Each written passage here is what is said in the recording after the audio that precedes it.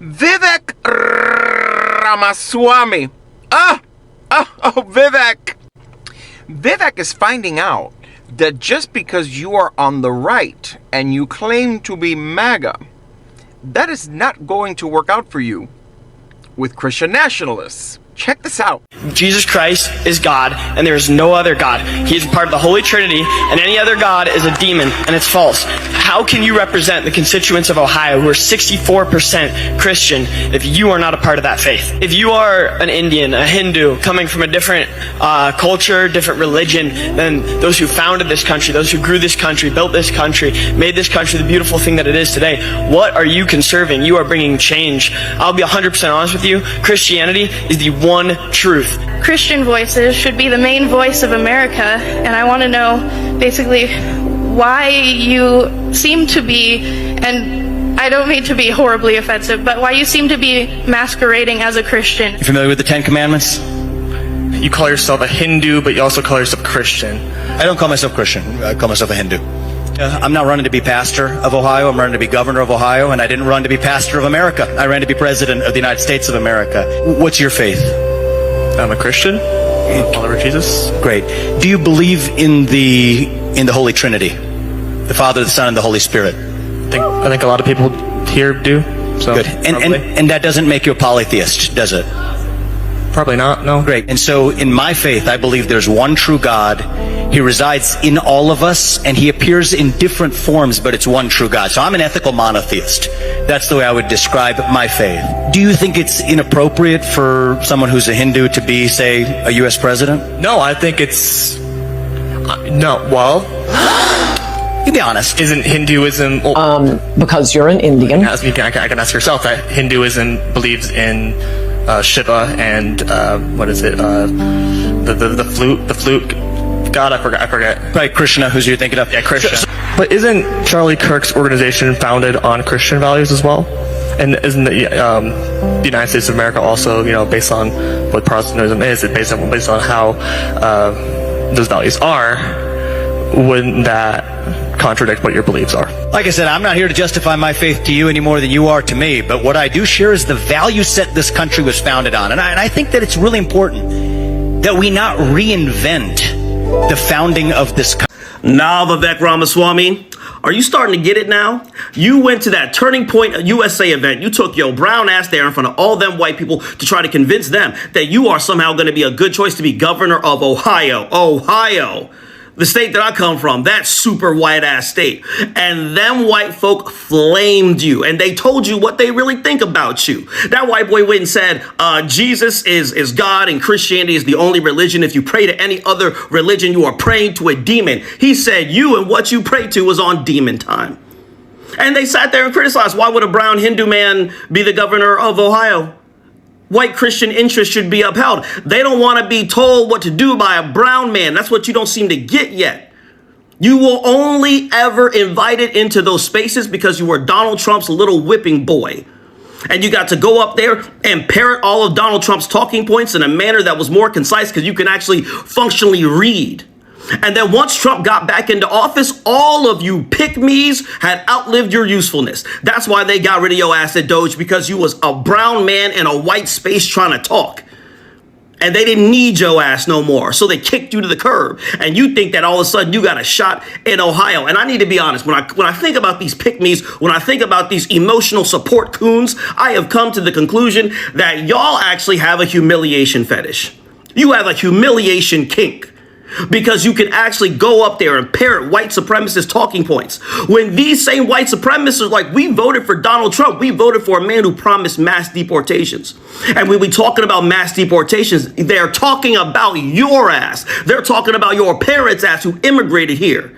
But you still don't get it yet. Because you actually think that you're one of the good ones. You're so steeped in your anti-blackness that you really think they'll ever have a seat for you. And they never will. And I know that while you like to get your rocks off while they're insulting you, that impacts other brown. A brown or black person has that realization that they will never be liked by racists.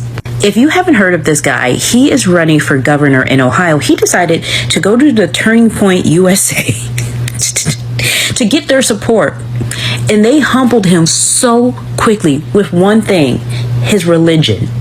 He's not Christian. And I don't know why he thought that they were going to see him somehow as an equal. A, you're brown. B, they don't like any other religion that isn't Christianity. So every single person who got up at the mic was like, you can't be our governor. You're not white. You're not Christian. And here he is. His heart is breaking. He's done nothing but chuck, jive, tap dance to appease them. And when it comes down to it, it was never enough. And so that's how y'all look. If y'all wanted to know how y'all look, for those of you who be tap dancing, chucking and jiving and wondering what it's going to look like when the tables turn, it looks like this. You see that? That's what it looks like. This is so funny because it shows you that all these South Asian men, especially who have become these big Trump supporters, they're not one of them. They're like, wait a second, like, I'm white on the inside. They don't see that. Like, you can see Vivek's like hairline trying to run away from the situation, or like Kash Patel in that one interview where they're like, we hope this person was a person of color. For so long, first generation immigrant South Asian Indian people have been told to assimilate to white standards. They might see themselves, or we might see ourselves as an American first and foremost. But the problem is, most of America does not see us this way. You know how many people ask me if I do yoga? If I pray 5 times a day? I grew up Catholic in Iowa. America will always be against people of color. You know, this is why people like Zora Mamdani has resonated so much with people, is because he's so authentic about who he is. He knows his identity. He's not trying to cosplay. He's not like, you know, a typical South Asian candidate like Kamala Harris or Nikki Haley, who really try to appease white voters in their identity. Yeah, Vivek, you deserve this. There's one thing I want to say about what happened to Vivek Ramaswamy at that Turning Point USA. You know, I don't feel bad for you. Not even a little bit. I'm actually laughing my ass. You hateful fuck. And honestly, welcome to being alive as a South Asian woman. Welcome to our... You got treated how you men treat us. All you South Asian men who try to be pick me and then get treated so bad, welcome to the world of being a South Asian woman. In India, because I can guarantee you, we get treated so bad in India. You know how one Indian said, like, the lowest white person will still get more praise than the smartest Indian? I think the same thing for the Indian community, men and women. The lowest Indian male and the most educated Indian woman, they'll still side with the male. Yeah, welcome to our life. Plus, get a shade that matches you, man. Hello, everyone. Thank you for welcoming me. My name is Vivek Ramaswamy, and we're here at the Turning Point event to speak to you guys about what it means to be a conservative. Why are you a Hindu? Gross! I think only Christian voices should be the voice of this country, not you stupid Hindus. Well, let me ask you something. You think a Hindu could be president of the United States? Well, absolutely not. A Hindu can't be president of the United States. Well, Vivek, you're crazy. Not to be offensive, but why do you stupid Hindus think you can lead us Ohioans? We're Christians. You know, I've been watching Vivek Ramaswamy run for, I don't know if I pronounced that correctly, but please pardon me. I've been watching him trying to run for governor in Ohio, and there's something painfully obvious. As conservatives, as he may position himself, Ohio conservatives just aren't buying it. Ohio is a red state, a stronghold of white Christian conservative values. And despite all his appeals, I don't think he really stand a chance, you know. Okay, let me try to be real. How many times does Vivek need to be told implicitly or explicitly that he is not one of them, from his religion to his background? It's like he's constantly reminded of who he is other than, and that reminder is louder than any campaign message. Yes, maybe he would make a good governor under the right circumstances, but in Ohio, he was swimming upstream against the current of identity, tradition, and expectation. credit where credit is due. His courage on that stage was undeniable. You could even see it. He stood firm, answered tough questions, didn't cave. But you could also see him get crushed under the weight of something deeper than policy disagreements. I hope this experience finally gave him clarity and that he won't try something like this again. They never learn anyway. So unless he somehow convinced himself that he's white inside, because let's face it, Ohioans are overwhelmingly white, Christian, and traditional. His Hindu faith, his heritage. The man just need to accept that he's not wanted. Yeah, I kind of felt a little bit sorry for him, but I also wanted to point out this was his. Let me just point that one out, okay? I hope that was his wake-up call. He should have known it wouldn't be easy, and now we will sit back and watch how the reactions will play out in the coming days. Let's continue watching these reaction videos and make sure you drop your thoughts in the comment section down below. I'll still come back at the end of this video to give my final 2 cents. Yeah. One sec, he almost lost the plot and got on the race issue, but then he went back to the religion issue. But you see how he's talking about the people who built this country and the Christian religion. He's talking about whiteness. He's not talking about any other group of people. He's pretty much saying to Vivek, how can you represent us? You're an Indian. You're not white. You're an Indian. Now, we all know Vivek is a bootlicker. We already know this. We can move past this because they told him straight in his face, we didn't vote for you because you're an Indian. We didn't vote for you because you're not white. But this is exactly what Charlie Kirk was looking to do in his life, is that revert the people in this country back to their ancestors. Because people would think because of his age that this is all a coincidence of the things that he is saying. But if you listen really extremely closely, he's telling you the quiet part out loud. We don't like you because you're not white. You cannot represent us because you're not white. White people built this country and nobody else did. Vivek Ramaswamy met with the people that he wants to represent, right? The MAGA supporters, the Charlie Kirk supporters, right? The Christian nationalists. He met with them, right? Boy, they turned that boy every which way but loose. Hey, yo, white folks, y'all did a good ass job with that. I absolutely, it warmed my heart to see the blatant racism. It warmed my heart to see his people that he wants to represent tell him in his face, if your Indian ass don't get out of here, we don't want you here either. Yo, fork found in fucking kitchen. Like, we already knew this, but the fact that Vivek is sitting there trying to defend this is even more crazy. The dude said, you know, I don't really like legal immigration. What do you think about that? His parents immigrated here. The other kid said, little kid said, hey, how you supposed to represent us? You're an Indian. Oh, I mean, you're Hindu. Yo, you can't make it up. You can't make this up. This is like comic gold. Like, oh my gosh. Yo, what's up, everybody? I'm trying to make this very quick. First of all, I'm a Christian. Number 2, I'm a conservative. And what I just watched is disturbing to me, and I'm very disappointed because you got people at Turning Point sitting up here questioning Vivek over his faith when Charlie Kirk, who was the founder of, Turning Point, never had a problem with it. They was able to walk and talk because they agreed on the things they agreed on, and the things they didn't. As a believer, there's people I can be around just because they don't believe like me doesn't mean I'm just going to ostracize them. Now, in Ohio, overwhelmingly voted for Trump. The margins were higher this last election.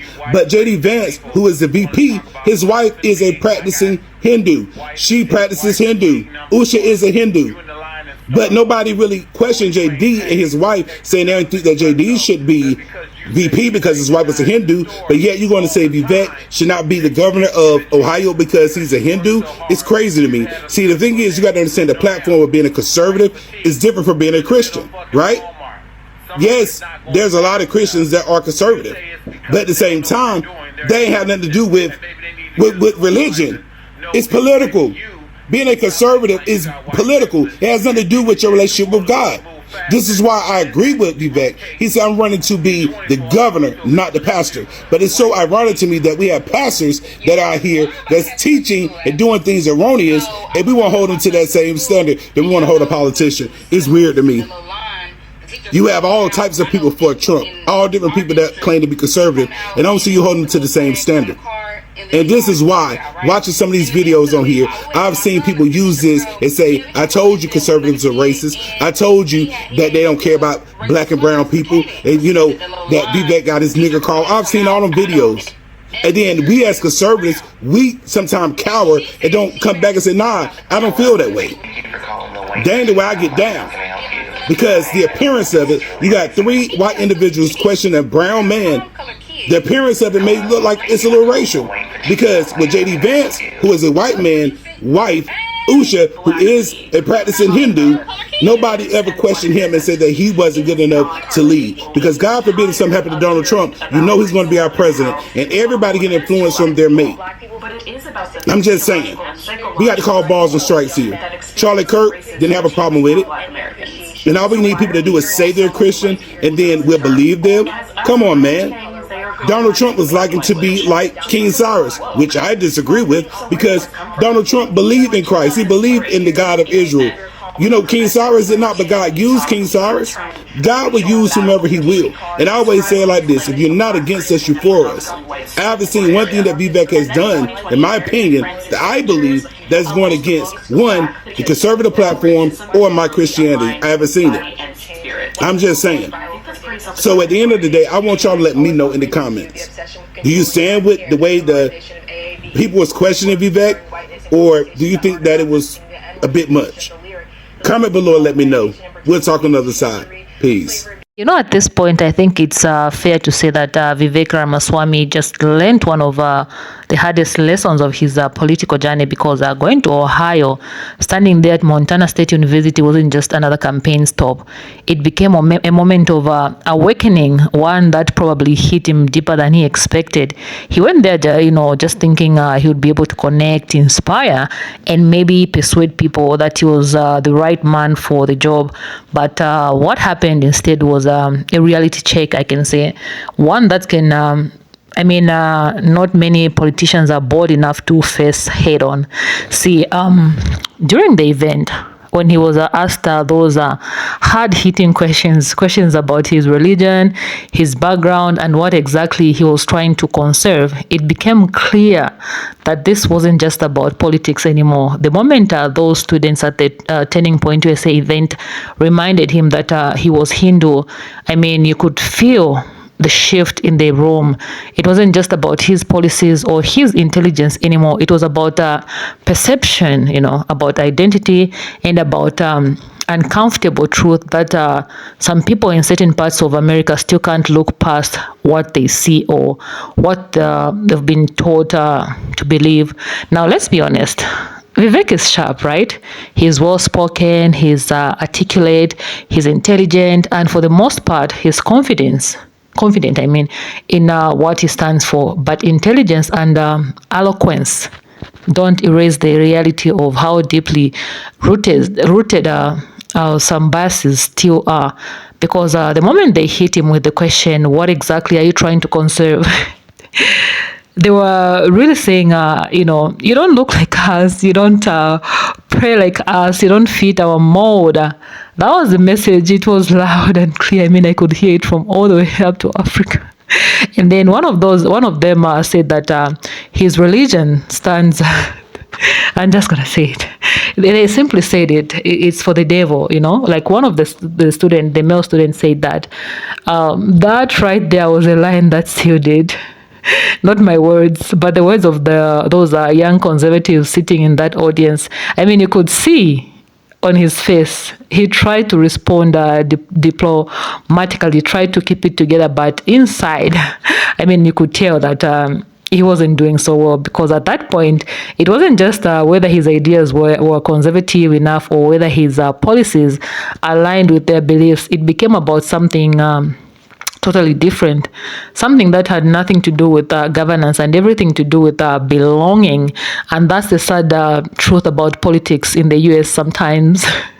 You can be brilliant, you can be ambitious, you can even say everything people want to hear, but if you don't look the part, if you don't fit the image you've built up in their minds of what a leader should look like, you always be an outsider in their eyes. And in Ohio, that's exactly how Vivek was treated, like an outsider. It's sad because you'd think, we've evolved past that point. You'd think that it's 2025, America would be ready to embrace someone based on their ideas and not their identity. But the reaction he got showed otherwise. He was reminded publicly that in that room, in that crowd, his religion and his roots were still seen as barriers. And that's something that I'm sure that he got hurt somehow. Yeah, I mean, he needed to stand firm and bold, but I mean, you could tell the man was hurting, especially for someone who's worked so hard to improve that he belongs in the conversation. He stands for, he's a MAGA, is a right, okay? I mean, if I were Vivek, honestly, I would have closed my notes right there, taken a deep breath, and just walk off the stage, because that was a case closed moment. That was the crowd telling him that he needed to know. They told him exactly what they thought of him. No amount of debating, no amount of explaining, and no amount of smiling through the pain was going to change their minds that day. Sometimes silence says more than words, ever could. And that was one of those moments, because if I'm being real, Ohio isn't ready to accept him. Based on what I saw, they are not ready to back someone who doesn't match the image they've held onto for decades. A white Christian conservative man who looks and talks like the politician they've always known. He didn't suit or fit any of that. Vivek didn't fit that template, and it doesn't matter how many interviews he does, how many speeches he gives, or how much money he pours into the race. It's not going to change what's already been written in their hearts. Now, don't get me wrong, there's nothing wrong with believing in your own faith or standing by your own culture. That's what makes America diverse in the first place. But when diversity becomes the very thing used against you, it becomes a whole different conversation. And Vivek just found that out the hard way. Hopefully, he takes this as a learning experience. Hopefully, he understands now that sometimes it's not just about the smartest person in the room. It's about knowing which rooms are willing to hear you out. Because the sad truth is, no matter how many handshakes he gives or how many slogans and repeats, he's never going to be one of them in their eyes. Not in Ohio, not in the conservative base. So maybe it's time for him to rethink his strategy, to stop trying to fit into spaces that were never meant to welcome him in the first place. Sometimes rejection is redirection, and maybe that's what this moment was for Vivek Ramaswamy. A hard lesson, yes, but one that could shape his next move if he's wise enough to see it for what it is.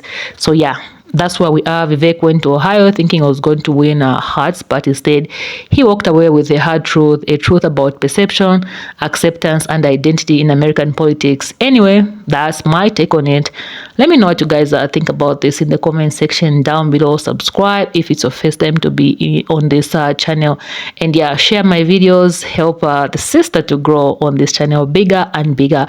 I mean, I've seen a lot of change since you guys started sharing my videos, engaging in my videos more than usual, and I'm grateful and I'm thankful. I mean, you're the reason why I'm here. Without you guys, okay, yeah, I love you, and I'll definitely see you in my next video. I think I've said too much. Stay peaceful. Yeah.